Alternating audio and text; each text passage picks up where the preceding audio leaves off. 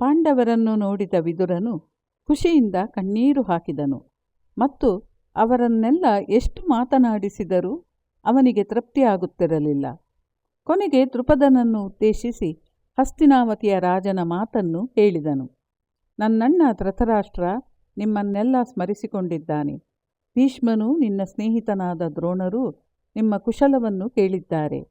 ಬೆಂಕಿಯ ಅನಾಹುತದಿಂದ ಪಾರಾದ ಪಾಂಡವರನ್ನು ಕಾಣಲು ಎಲ್ಲರೂ ಅಪೇಕ್ಷಿಸಿದ್ದಾರೆ ಎಂದನು.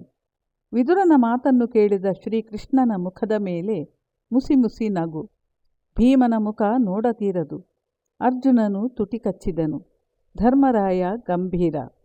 ಇವೆಲ್ಲವನ್ನೂ ವಿದುರ ನೋಡಿದರೂ ನೋಡದ ಹಾಗೆ ಮಾತುಗಳನ್ನು ಮುಂದುವರೆಸಿದನು. ವಿದುರ, ನಮ್ಮ ರಾಜ್ಯದ ಜನರು ಪಾಂಡವರು ಬದುಕಿರುವ ವಿಷಯವು ಮತ್ತು ಹೊಸ ಸೊಸೆಯು ಬರುತ್ತಿರುವ ವಿಷಯವನ್ನು ತಿಳಿದು ಇವರೆಲ್ಲರನ್ನೂ ನೋಡಲು ಹಂಬಲಿಸುತ್ತಿದ್ದಾರೆ.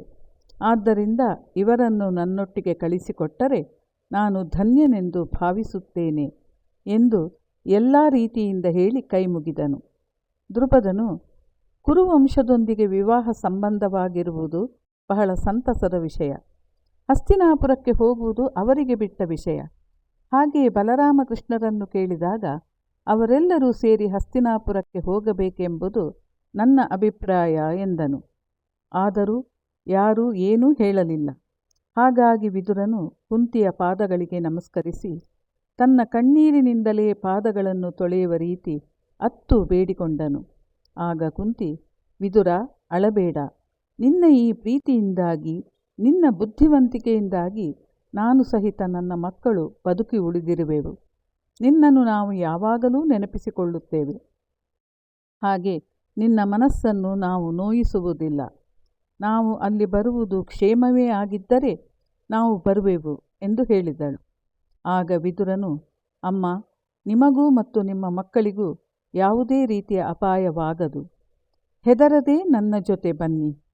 ನಿಮ್ಮ ಮಕ್ಕಳು ರಾಜರಾಗುವುದನ್ನು ನಿಮ್ಮ ಕಣ್ಣಾರೆ ನೋಡುವಿರಂತೆ ಎಂದು ಹೇಳಿ ಎಲ್ಲರನ್ನೂ ಹಸ್ತಿನಾಪುರಕ್ಕೆ ಕರೆದುಕೊಂಡು ಹೋದನು. ಕೃಷ್ಣನೂ ಜೊತೆಗೂಡಿದನು.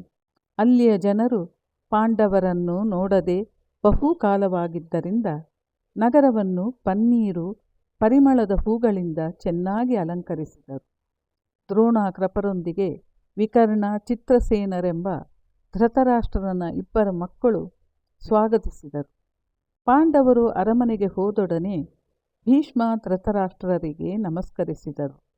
ಅರಮನೆಯ ಸೊಸೆಯಂದಿರು ದ್ರೌಪದಿಯನ್ನು ಸ್ವಾಗತಿಸಿ ಗಾಂಧಾರಿಯ ಬಳಿಗೆ ಕರೆದೊಯ್ದರು. ಕುಂತಿಯೂ ದ್ರೌಪದಿಯೂ ಗಾಂಧಾರಿಗೆ ನಮಸ್ಕರಿಸಿದರು. ಗಾಂಧಾರಿಯು ಅವರಿಬ್ಬರನ್ನು ಹಿಡಿದೆತ್ತಿ ಆಲಂಗಿಸಿಕೊಂಡಳು.